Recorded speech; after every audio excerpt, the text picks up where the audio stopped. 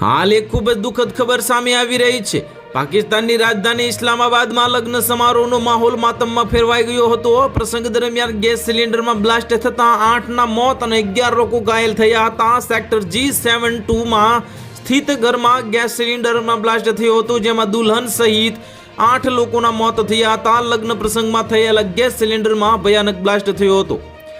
આ બ્લાસ્ટના કારણે આસપાસના મકાનોમાં પણ ભારે નુકસાન પહોંચ્યું છે અને રાહત અને બચાવ કાર્ય તુરંત શરૂ કરવામાં આવ્યું હતું। ઇસ્લામાબાદના ઘરમાં ગેસ સિલિન્ડરમાં બ્લાસ્ટ થયા બાદ રેસ્ક્યુ ટીમે કાટમાળ નીચેથી 19 લોકોને બહાર કાઢ્યા હતા અને ઘાયલોને પાકિસ્તાન ઇન્સ્ટિટ્યૂટ ઓફ મેડિકલ સાયન્સમાં દાખલ કરાયા હતા। PIMSના પ્રવક્તા ડોક્ટર અનિલ જલાલે કહ્યું હતું કે હોસ્પિટલમાં તમામ સ્ટાફને સતર્ક કરવામાં આવ્યા હતા અને ઘાયલોને તુરંત સારવાર અપાઈ રહી છે। અને ઇસ્લામાબાદના અતિરિક્ત ડિપ્ટી કમિશનર સાહિબજાદા યુસુફે કહ્યું હતું કે પ્રાથમિક તપાસમાં સામે આવ્યું છે કે ગેસ લીકેજના કારણે આ બ્લાસ્ટ થયો છે।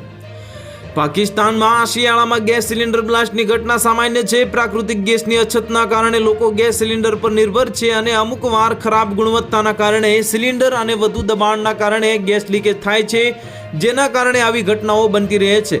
તો હાલ માટે આટલું જ। મળીશું નવી અપડેટ સાથે। જો વિડીયો પસંદ આવતો હોય તો વિડીયોને લાઇક કરી દેજો અને ચેનલને સબસ્ક્રાઇબ કરી બાજુમાં આવેલા બેલ આઇકનને દબાવી દો, જેથી તમને આવા સમાચારની અપડેટ મળતી રહે।